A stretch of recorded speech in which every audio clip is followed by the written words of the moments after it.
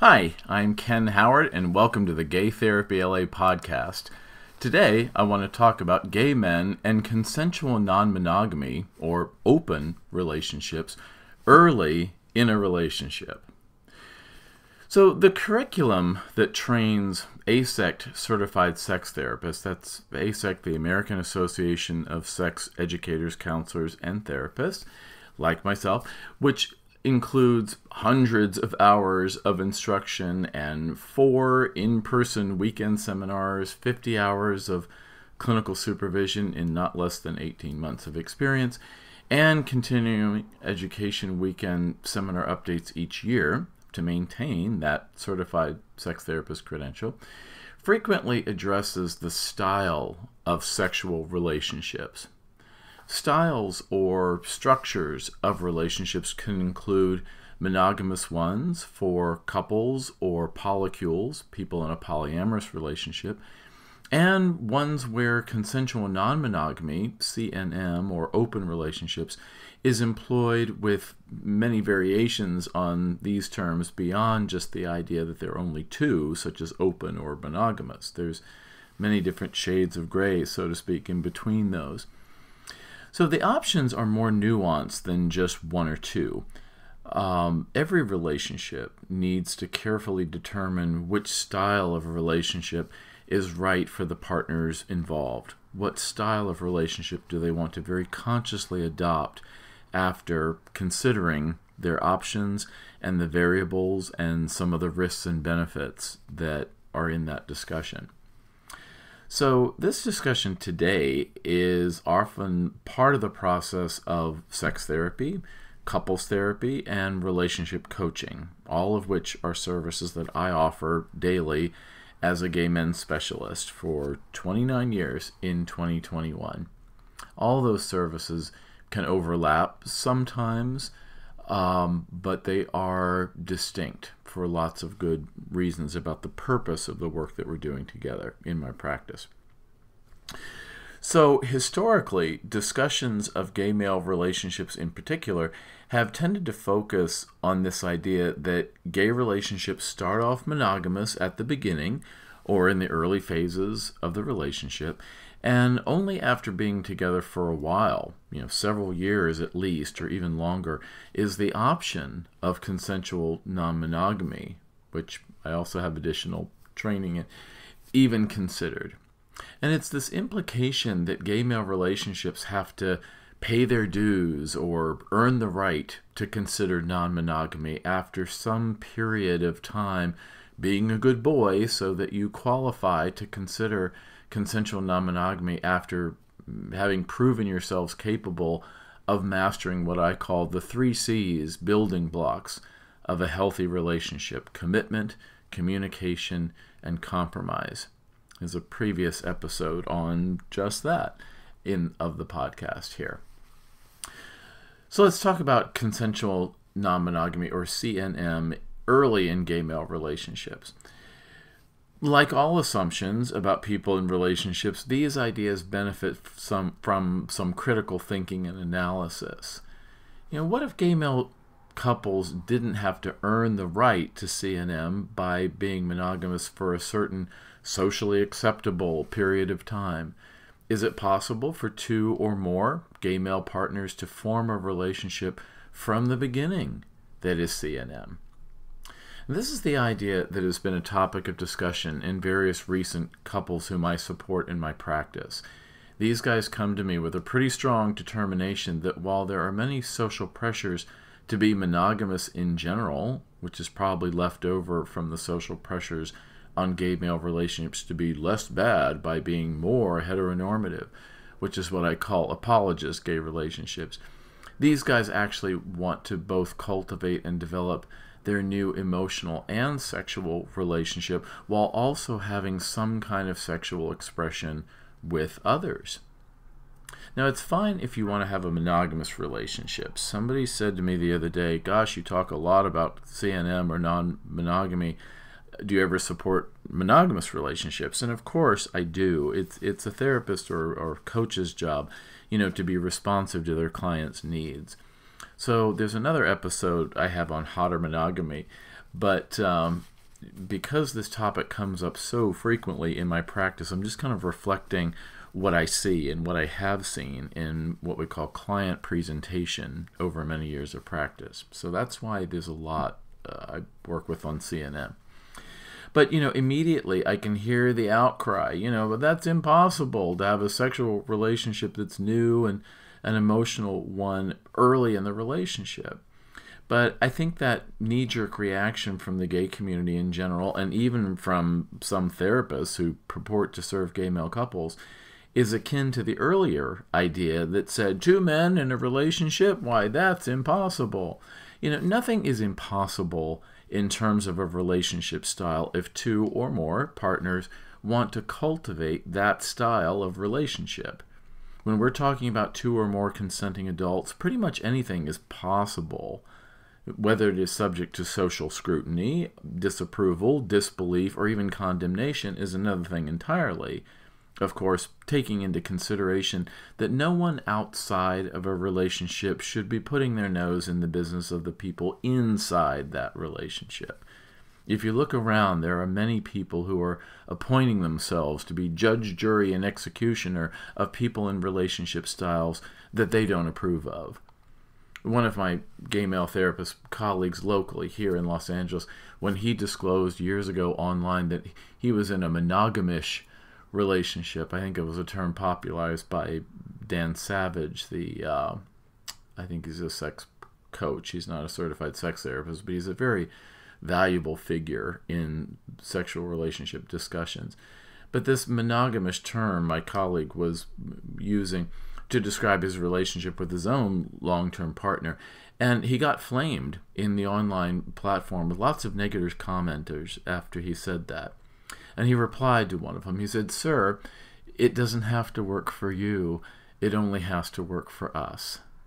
And I've cited that story many times to my clients because part of human dignity and exercising the adult prerogative and constitutionally given right to privacy, which is what ultimately defeated sodomy laws in the United States, is the right to enter into and sustain or even leave adult romantic, sexual, domestic, and social relationships as one sees fit.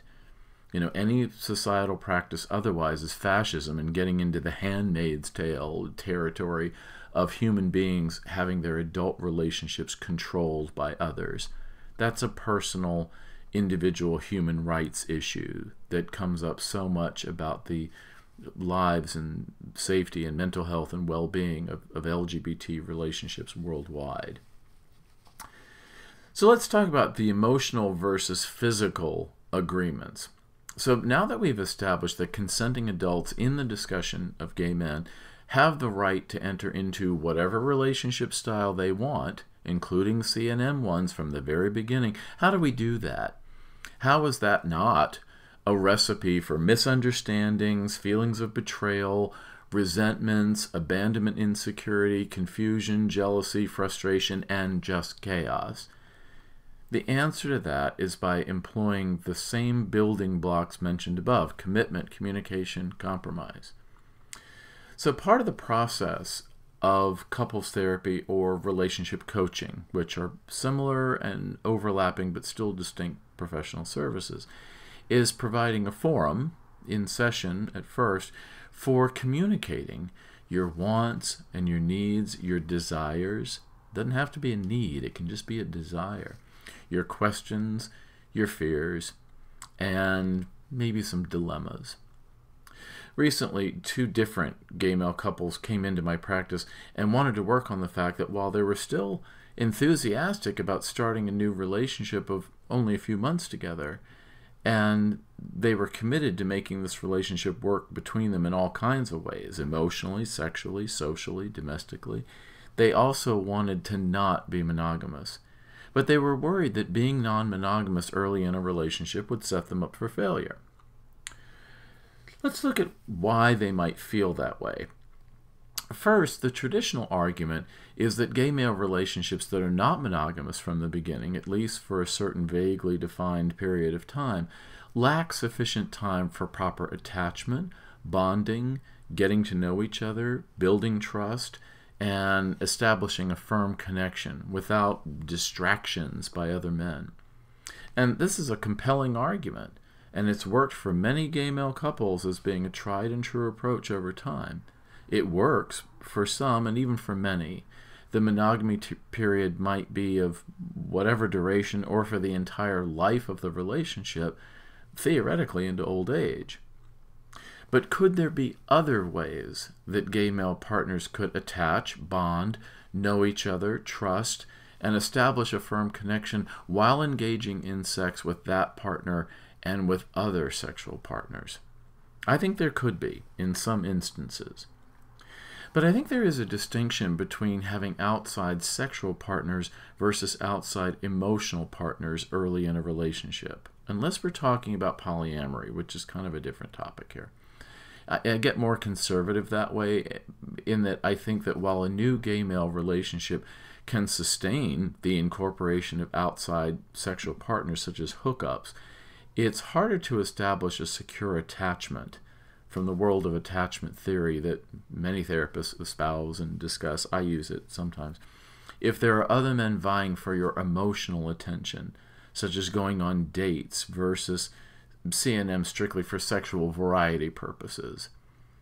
I've found in my many years of experience that despite polyamorous relationships that have been successful, it's much easier to have what has been sometimes called a fidelity of the heart, not of the genitals, where you have one romantic and domestic partner, but perhaps other lovers for sexual purposes only, despite perhaps a certain fraternal camaraderie that comes, with having a regular fuck buddy. So let's talk about how this plays out in in-session discussions. So in sessions, when both partners agree that they are starting a reasonably new relationship, but they are also curious about the idea of not being monogamous right from the start, I might encourage partner one to describe his own desires and misgivings about that, as if partner two wasn't even there, just focusing on his own thoughts and feelings. Then we do the same for partner two. Then we look for areas of overlap and areas of incongruity between them. Then we might discuss the options of different potential scenarios that they could experiment with. These scenarios often include language like, how about if we...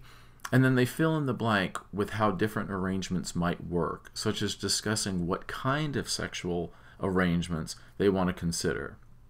Maybe they agree that they want to allow each other to have anonymous tricks, or maybe they play together in 3 ways or 4 ways. Maybe they attend group sex scenes or events together. Maybe they discuss what they do with outside partners, and maybe it's kind of don't ask, don't tell. Different partners are going to have different feelings about how much they want to know about their partner's outside sexual activity. Some get turned on by it, almost like a cuckolding thing. They like the idea of picturing their partner with other sex partners. It turns them on, and they like to talk about it as foreplay. Other partners, it's kind of like, I don't mind if you hook up, but it arouses my anxiety too much to hear you talk about it. I just, keep it to yourself. You'll find different people have different feelings about that, which is why the ground rules of consensual non-monogamy can differ very much from couple to couple, and sometimes even partner to partner. Sometimes one partner wants it one way and their own partner wants it another, and they just agree to have a difference on that. But this process of proposing different arrangements, agreements, and scenarios helps the partners to feel empowered to brainstorm and put it all on the table on what kind of scenarios might work for both of them, and perhaps most importantly, why.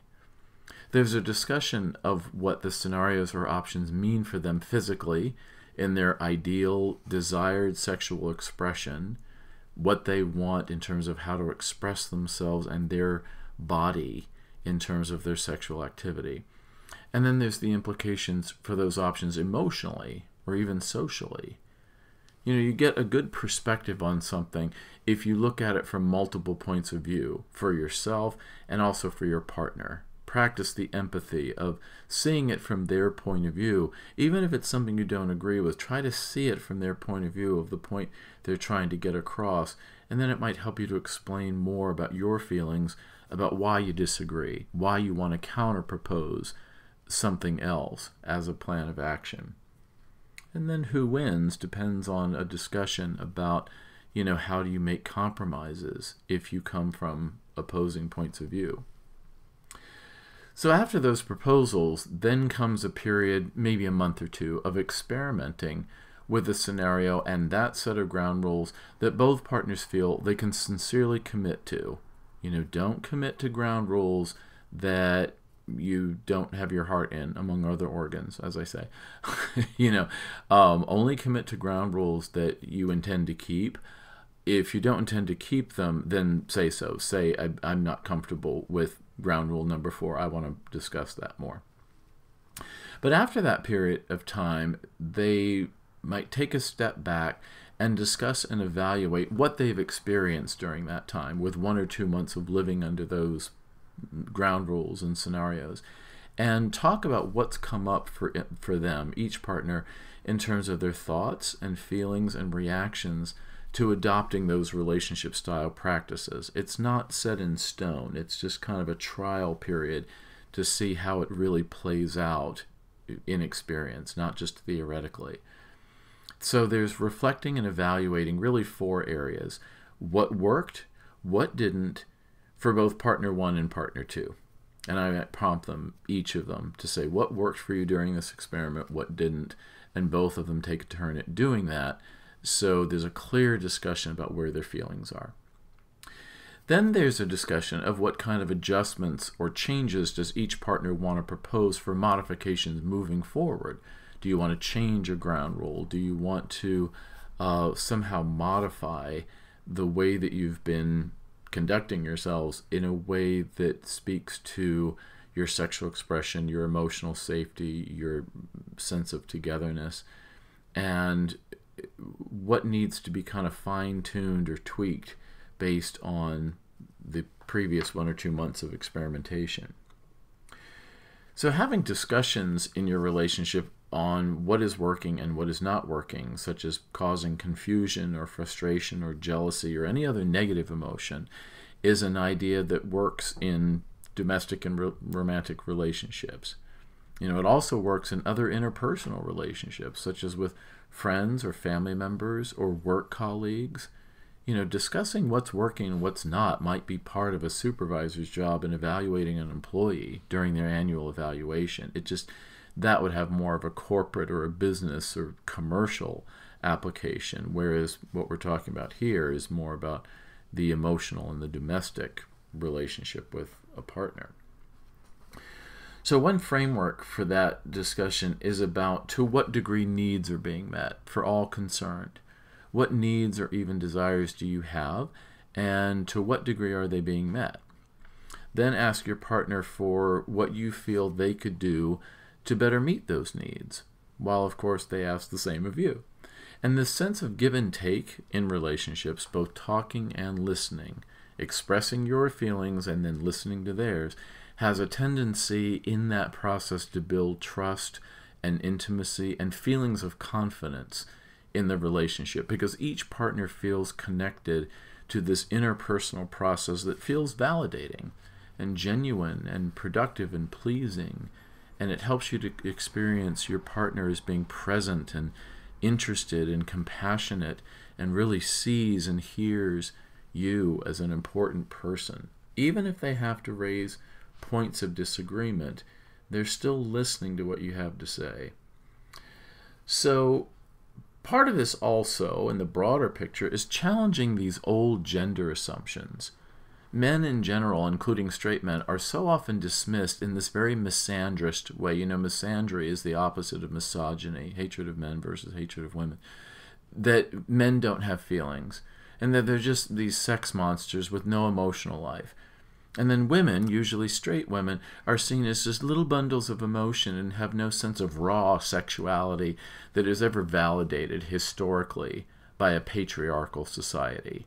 And some countries of the world, hang on to these gender practices more so than others, but we see it everywhere. Both of those ideas are gender stereotyping tropes. And the truth is, with all men, but discussing gay men in particular here, is that we have both emotional and sexual needs. And discussing both of these in turn can be very validating.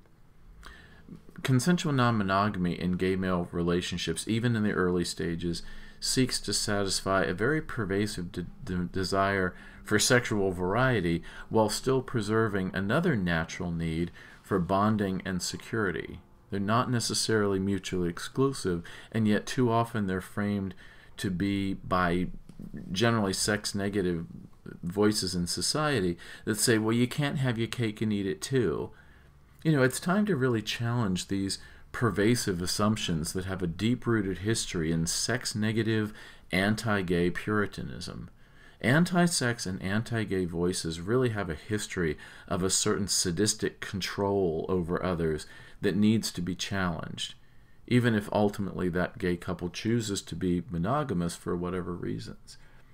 It's the idea that they have options that is important. So remember, the sexual arrangement that you make with your partner at any phase of your relationship, early, middle, older age, doesn't have to appease your parents, your peers, precedent, or the Pope. It only has to work for the two of you. So, if you'd like help forging what kind of arrangement might work for you, please consider therapy or coaching. Having these discussions facilitated by a professional who is somehow qualified in these areas is important. I hear this idea often when I work with either individuals who are single and dating or in relationships or with couples, that they get more accomplished in a facilitated and somewhat structured discussion than they ever could discussing these things on their own, especially when emotions can run very high on these very sensitive topics. So for more information on my services or to make an appointment, you can always email ken@gaytherapyla.com. Remember, that's the website, gaytherapyla.com. Or you can call or text my cell, 310-339-5778 in the U.S., 310-339-5778. I'm based in Los Angeles, which is the Pacific time zone, for more information.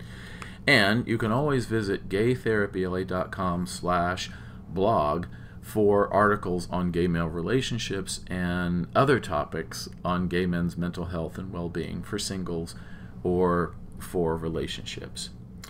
So please, if you like the podcast, I'm trying to encourage in these episodes lately to leave a rating or a comment, share it with people that you think might benefit from the podcast show here.